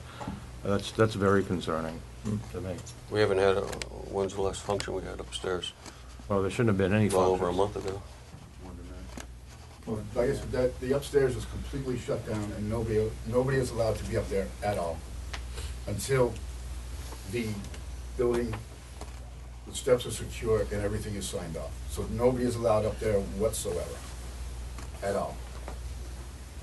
Like I said, we have canceled functions already that were already booked from previous months out. So we have had to refund money and return money, deposits on the hall, and everything has been canceled until further notice. Until we are in complete compliance with the, like I said, the fire chief, the police chief, and Mr. Ward. Building inspector. So nothing will be held up there, nothing outside. I have put new signs up at the double doors inside. No alcohol beyond that point, not even in the vestibule at all. So no alcohol is allowed to go out through those double doors. And I put those up myself.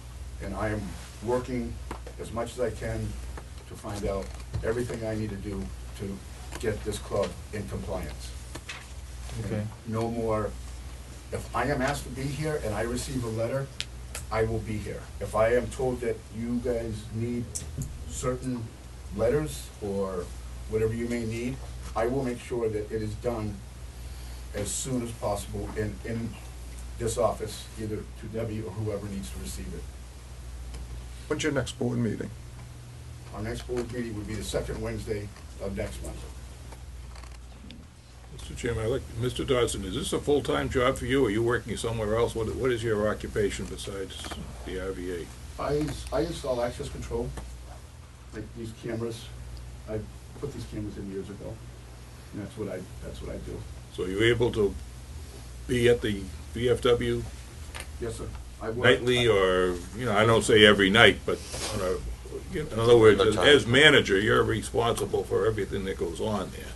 I'm just concerned that with what we're hearing from the discombobulation that goes on over there, that the management experience at this point has been minimal. And Mr. Morris may dispute that, but I work very early. I know Michelle Moon, I assume, and she was a bartender, so she worked regular hours over there. I just want to, who is actually supervising what goes on over there on a daily basis? And my second question is, you're volunteering, you're going to get all these, but do you have someone in the corporation that can give you some advice, legal advice or business advice or something?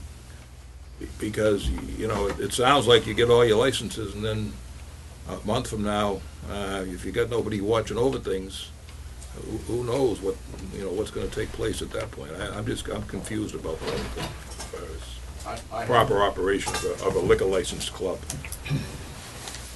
So far, I have not run into a situation that I would need legal counsel, but if I do, I will seek legal counsel. We do have a lawyer, and if I need to speak to a lawyer as to filing paperwork, then that's what I will do.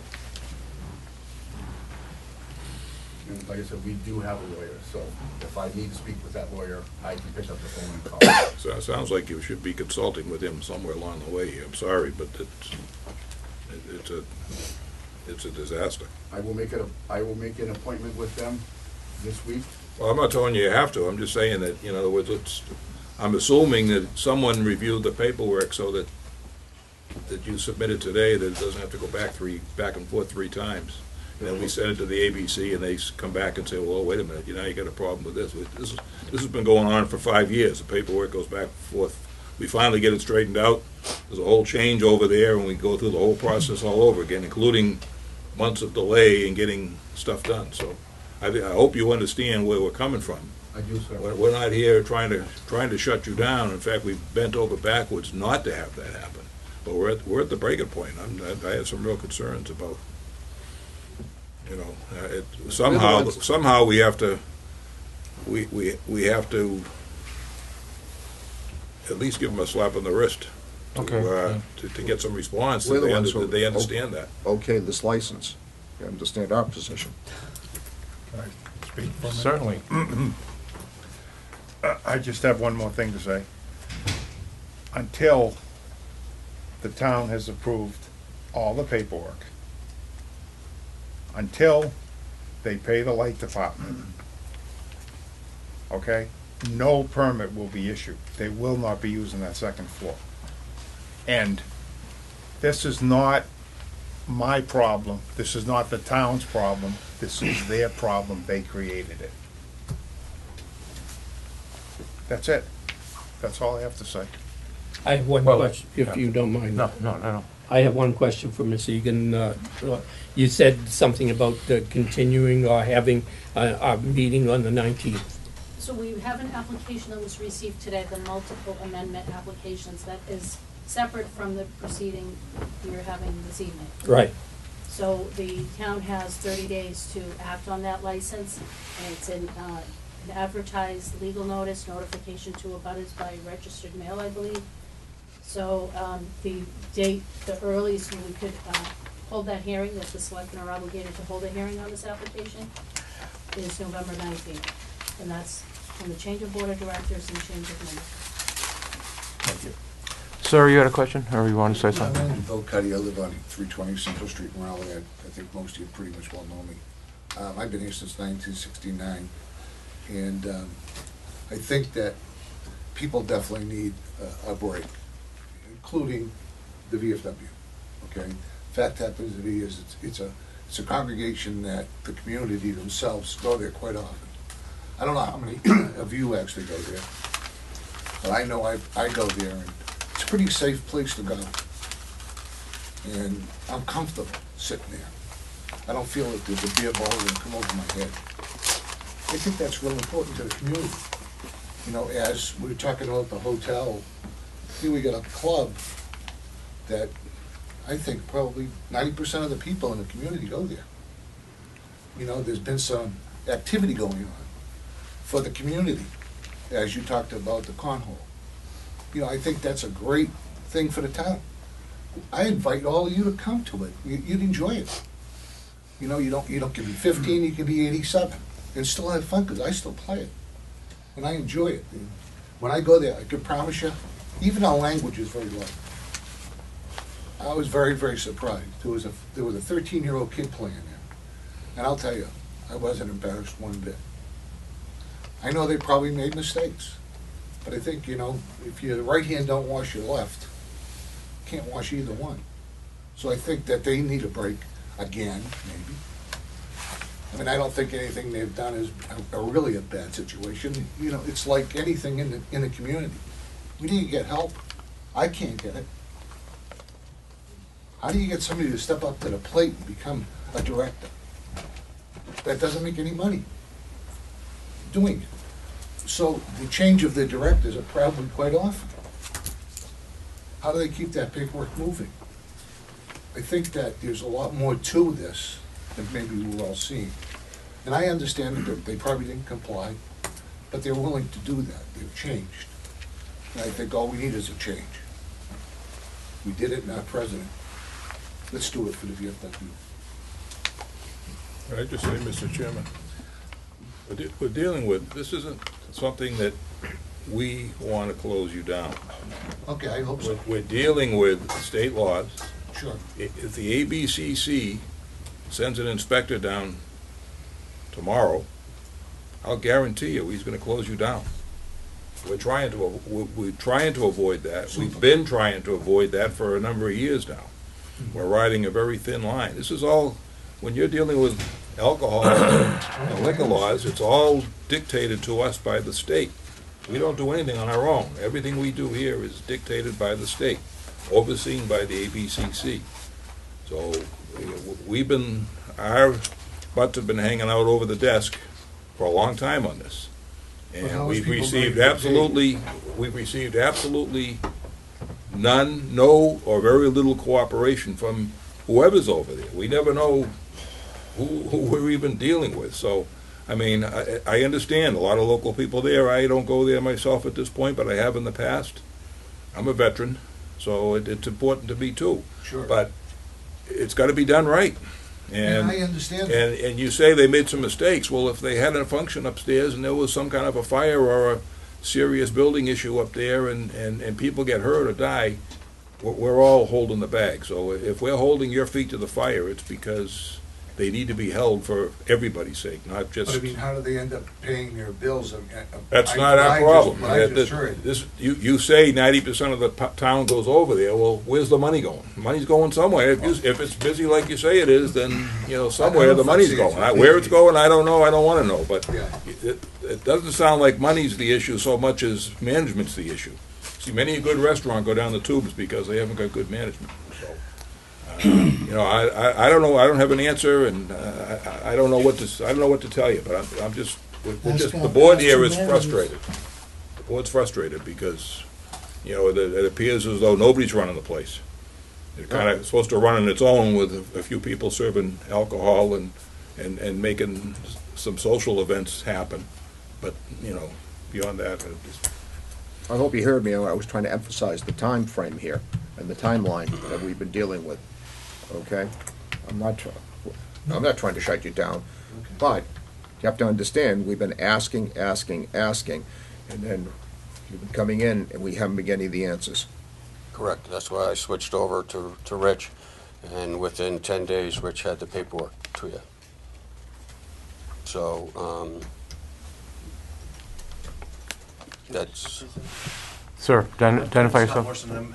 I live in Ipswich, Mass. And I started and run the Ipswich Bay Cornhole League. I know a lot of people are like, oh, it's a backyard game, but if you knew the ins and outs of the what I've started and what I've created, it all started at the Rally Veterans Association. And I have a group of about 48 players that come and play at the Rally Veterans Association. We're very passionate in raising money. This goes to you guys and what you guys have done for the Rally Veterans Association. This is what you're supporting, some of the stuff you're supporting. We've raised quite a bit of money for over $15,000 for fundraisers for people locally, individuals. We helped. We're part of the Bluefin Blowout tournament over in Gloucester, where we were part of raising $150,000 for Alzheimer's. And Rally Veterans Association is our home. So the stuff that you guys have done over the years that you guys have been working with them, I am not affiliated with them other than us running a cornhole league there, has gone and has done a lot of good for the community. So I want to thank you guys for that.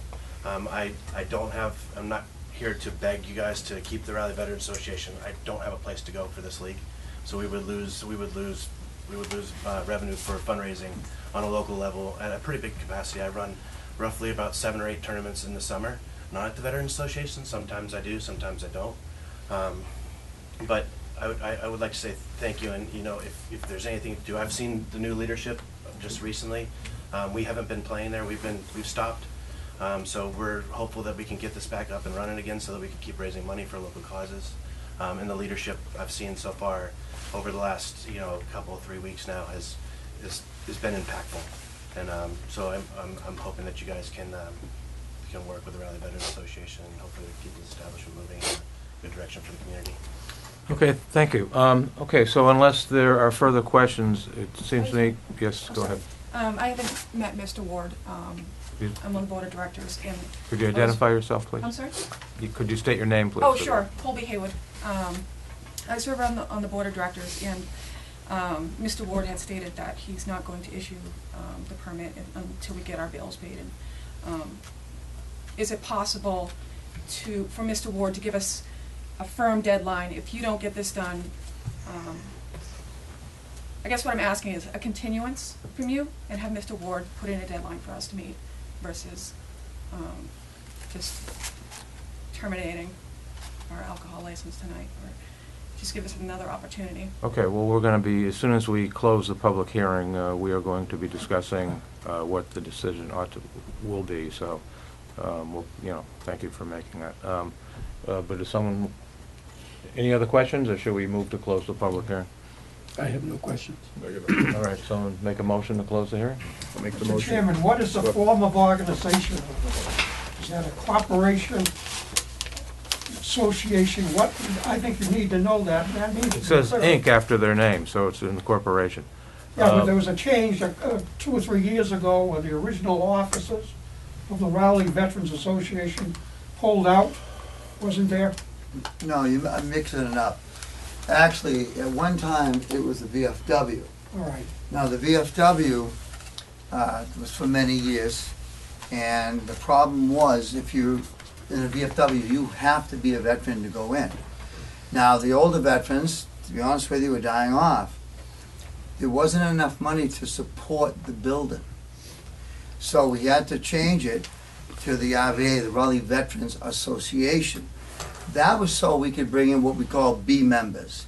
And that would be the general public. They could sign in as a B member. Because honestly, if people don't come there, say you have 5 people buying a beer every day, it does not pay the bills. And you'll find across the country a lot of the VFWs have closed down and gone to a different association to stay alive. And it wasn't just us, it was many, many across the country. And I'd like to add one more thing. Someone mentioned tonight about the Patriot Riders home. The Patriot Riders, if you don't know what we do, we started with 8 people, now we're nationwide. We help hundreds of veterans, probably every day, and their children. We have actually sponsored one child. The young lady was supposed to die, and she did not. But we supported that family, I believe it was for 4 years, so the family could stay with the baby in Boston. And we're still in contact, and every time she comes back to the hospital, we help them out. We put them up, buy them clothes, food, gas money, whatever they need. And most of that money is coming through the Patriot Riders, yes. But we'll have a run out of that establishment, and because of that, that money is being produced to help these families. One more thing, Memorial Day, as you know, that's our kickoff place. A lot of veterans show up on Memorial Day, the bands do, and it'd be nice, for one other reason, is to keep that open so every year we have a place to meet for Memorial Day. Thank you. Sir, okay, this will be the last comment. Dan LaRochelle, I'm on the board, I guess. One thing about lack of general funds, we were taken advantage of by our so-called informative managers in the past. So our lack of managerial skills now is risen. So we're learning as we go. So, and speaking of charitable things, we've donated $3,000 in scholarships just last year in this area. So we do a lot. That's all I got to say. Okay. All right, need a motion to close the I'll public make a hearing. motion to Okay. close the hearing. Second. The motion to close the public hearing has been made and seconded. All those in favor? Aye. Aye. All those opposed? The ayes have it. Okay, so now we, at the deliberation stage, and I, for one, believe that we would be remiss if we did not, at a minimum, take some action with respect to the upstairs area. And that's why I believe we should modify, again, at a minimum, modify their liquor license to exclude the upstairs from their license. Because the reasons stated by our building inspector, it seems to me, it's just not safe to be up there, and if we don't do something, it could result in a catastrophe. So that's what I think. Is that something we can do tonight legally, or do we have to, that part of the hearing that we have in 2 weeks? That's not part of the, it's not part of the application that's been filed today. So we legally can restrict the license? We can make a change to the license? The statute says we can modify the license, so it seems to me that that's a modification. Can we do that voluntarily? No.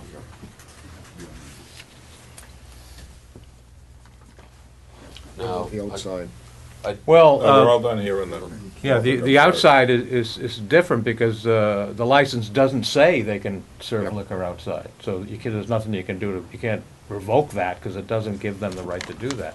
But that, obviously, they need to stop serving alcohol outside until they've gone to the planning board and gotten that area approved, until all other requirements have been satisfied. But the license does say, it's right here, Assembly Hall Service Bar upstairs. Yeah, that'd be modified. Inaccessible. Yep.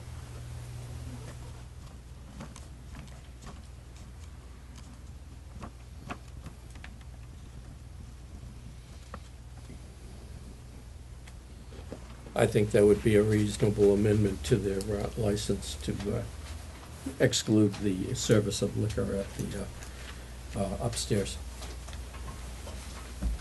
Yeah, I mean, at a minimum, we have to do that. Right. I just think that we've been kicking this can down the road for a long time. And I understand that if we shut them down, it may well be the death knell Yeah, well, for the club, because everything is, it sounds like it's probably worse than what it even sounds. Right. Because we've been going back and forth about this license and managers and allegations of theft and missing funds. I mean, it's just, it's been a mess, and I understand that they do a lot of good work, and there's a lot of good. I know Mr. Hardy and his Patriot Riders, and I know they give the scholarship money, and they help out veterans' families, and I know it gives a number of people in town a chance to have someplace to kind of hang out with. And I don't think there's been, from the police department perspective, I don't think we've had any real problems lately. In the past, there's been some issues, but lately it's been pretty quiet in that regard.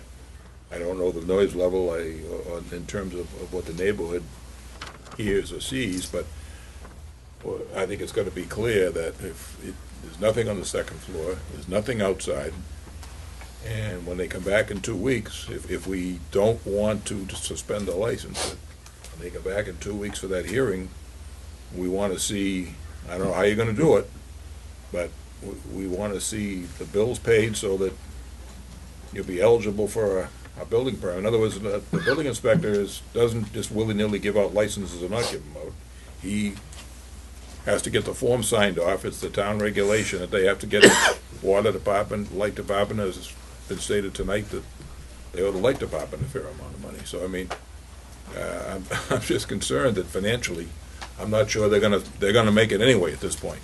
But yeah, I would go along with restricting the license and with a severe admonition that they come back in 2 weeks, and we need to see all the ducks in a row. Well, I think if we limit their license to exclude the upstairs, it would be an effective, it would be a decision. So in order for them to resume the alcohol service upstairs, they would have to, obviously get the building permit, satisfy Ken, construct it, be approved by the fire chief, Ken, and then reapply to amend their license. So they can get it back if they jump through all those hoops, but it's not a suspension. It's a permanent decision until such time as they do what they're supposed to do and come back and ask us for another amendment. So they need to clearly understand that if we restrict the license to the first floor, there's nothing outside, nothing on the second floor, there's no cornhole tournaments. I mean, that season's probably over at this point anyway, I'd imagine. Well, they got the winter tournaments just starting, so. Well, I would suggest that you, Well, we've got the paperwork. find somewhere else to do it. In other words, you guys are the club's gonna be, literally be on probation at this point, and we wanna see, this is your one chance to get everything done, tidied up. You get the first floor, you get the building permit, you get, the building inspector signs off, the fire chief okays it. We allow you to use the second floor again. You need, before you do anything outside, you have to go to the planning board. There's a lot of things to be done here. And you need a clear understanding of what, well, the hearing's closed, but I'm just kinda. I have a question. I'm just kinda talking, Yeah, I have a so you question, hear it. so I can And, do the right thing. we're trying to, once again, we're really bending, as far as I'm concerned, we're really bending over backwards to give you guys a break. But please, take advantage of it. I mean, up to this point, you've taken advantage of us, and I hate to say that, but I think we all feel like we've been used for the last 2 years.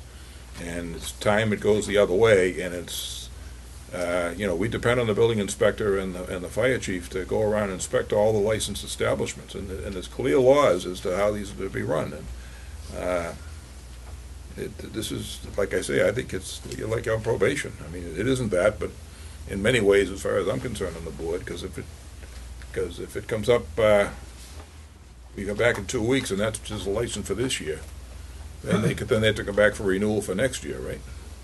So this license will be restricted until December 31st, and then before that, you have to apply for a new license. So let's see how things go between now and then. But I mean, just be aware that you're on the line. You're sitting on the line. I hate to do that. I hate to do that because I realize there's a lot of good people and a lot of good work is done over there for a variety of charities and school scholarships for the kids.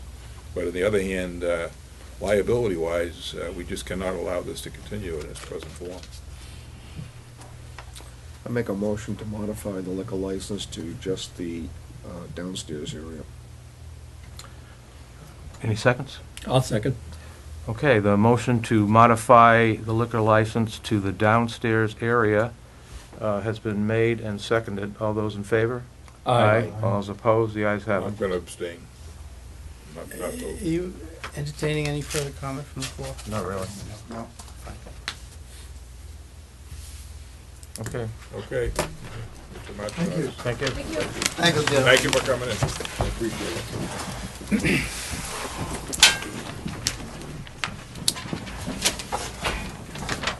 What I was going to ask is that, you've already suggested that they don't use the second floor anymore, and I think they've complied with that. So they have to continue to comply with it. Affirmative. What I'm chasing is here is you didn't have to take that action to modify the license, since they're not using it anyways. Well, Their piece, I agree with you. We have a new regime and moving Thanks, Ken. forward in the Yep, right thank you, direction. Ken. Oh, good. So first thing, two things as I see it: get the building in compliance so that the second floor can be used, and get the license squared away. Okay. Is that correct? Yeah. Two Yeah. things. In other words, to use the second floor, they I got to should have come back. spoke up earlier. To get the license, to use the second floor, they not only have to get it inspected by the various yeah. boards, but they have to come back here to get our permission Affirmative. to use the second floor. Yes, sir, I understand that. That's the key. That's why we took it away, because that way, the honor system is gone as far as we're concerned. Yep. There is no more, we can't trust anything over there Thank anymore. you for all your work. Okay, you're welcome.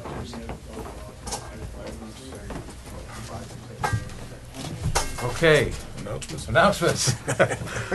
Halloween trick-or-treating will be held on Wednesday, October 31, from 5:30 to 7:30.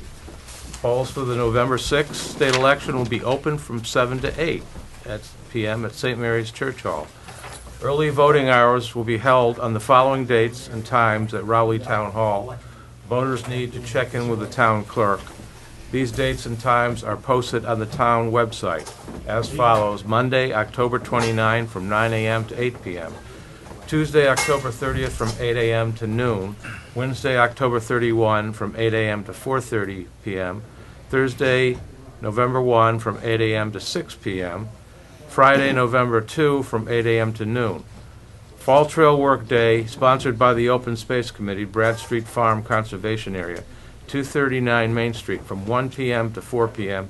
The Open Space Committee is looking for volunteers to help with the creation of a new trail and assistance in clearing the existing trails. Please bring tools such as shovels, loppers, pruning shears, bow saws, and work gloves. For more information, contact the Conservation Office at 978-948-2330. The town has the following vacancies: Agricultural Commission Associate, Cultural Council, Fence Viewer, 3 position, Wood, Lumber, and Bark Inspector, Zoning Board of Appeals Associates, which is now 2 seats, and Deputy Shellfish Constables, 2 positions. For more information on these positions, please contact the Selectmen's Office at 948-2372. Toys for Tots drop-off, Town Hall. The Rowley Food Pantry is in need of donation. Donations can be left at the Rowley Public Library. The food pantry is open on Tuesdays from 10 a.m. to 12 p.m. and on Thursdays from 5:30 p.m. to 7 p.m. When will Just the one Toys question. for Tots be start opened up? The box? When is? Next week after the office project. Okay. There's no information. And we'll put it out there like we always do. Okay. We have early voting, so we realized when Yeah. we got the box, we had. Okay, after voting. Pretty crowded out there. There's no date on the fall trail work? November 10th. 10. Thank you. Okay, motion to adjourn, anyone? I'll give you that motion. Second. Motion to adjourn has been made and seconded. All those in favor? Aye. Aye. All those opposed? The ayes have it.